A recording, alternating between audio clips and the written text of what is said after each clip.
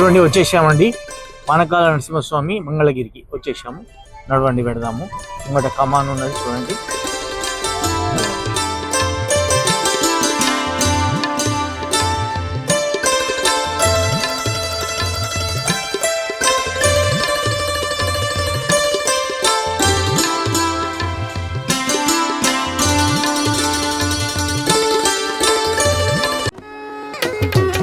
వచ్చేసామండి, గుట్టపైకి వచ్చేసాము.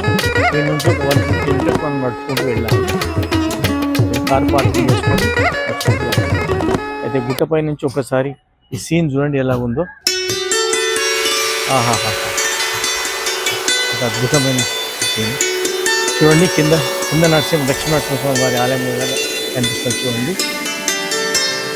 లైన్ పొడవుగా చిలుకలు జోష్యం చెప్పేది అన్నమాట. అంత జోష్యం చెప్తారు అంత చిలుకలతో.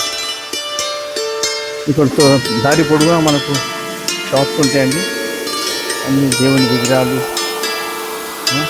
దైవకార్యం చూడండి.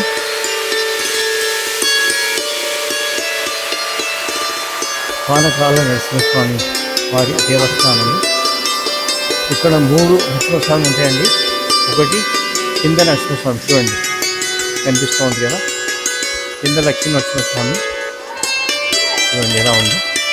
తర్వాత ఇక్కడ పానకాల నరసింహస్వామి. తర్వాత శిఖరం పైన ఒక నరసింహస్వామి అన్నమాట. అక్కడ దీపం వెలిగిస్తారు అందరికీ. లేదండి గర్భగుడిలోకి ప్రవేశం.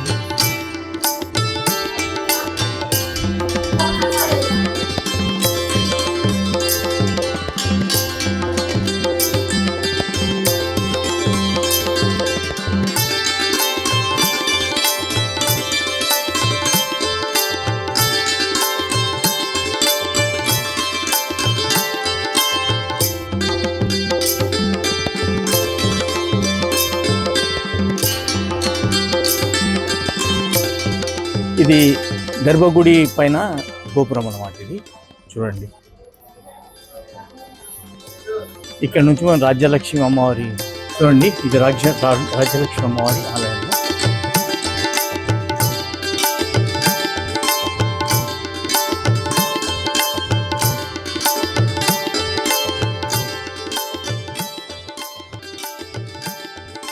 స్వామి ఇక్కడ ఒక చిన్న గుడి గుహ ఉందండి. ఇందులో కూడా చూసుకోండి ఏముందో. స్వామి దర్శనం చేసుకున్నాము.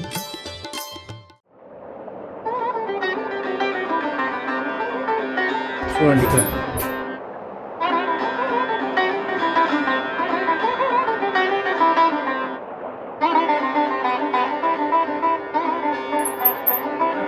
చూడండి నారాయణమూర్తి దర్శనం చేసుకోండి. ఆంజనేయ స్వామి అందరు ఉన్నారు.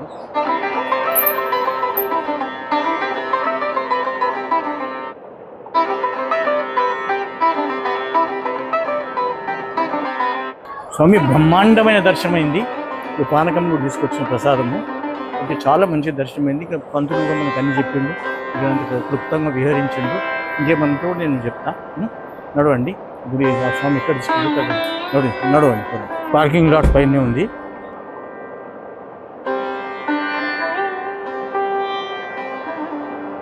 లక్ష్మీనరసింహస్వామి ఆలయం.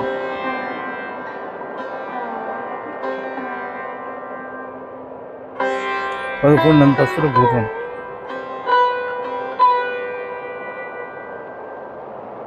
ఇక్కడ కింది లక్ష్మీనరసింహస్వామి ఆలయం ఉంది. 11 అంతస్తుల గోపురం ఉందన్నమాట.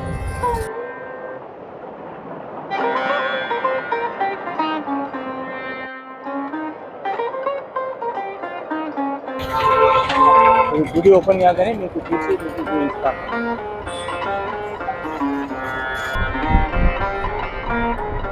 చూడండి ఇప్పుడు మనము పానకాల స్వామి మంగళగిరి ఆలయం నుంచి బయలుదేరినాము.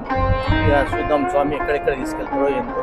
మనం ఇప్పుడు ఏలూరు నుంచి వైజాగ్ అటు వెళ్దాము. ఏలూరులో ఏమన్నా కూడా చూసుకుందాము. వైజాగ్ కూడా ఏమన్నా చూసుకుందాము. తర్వాత ఆడ నుంచి అరకు స్వామి దేవాలయం నడవటి పోదాము.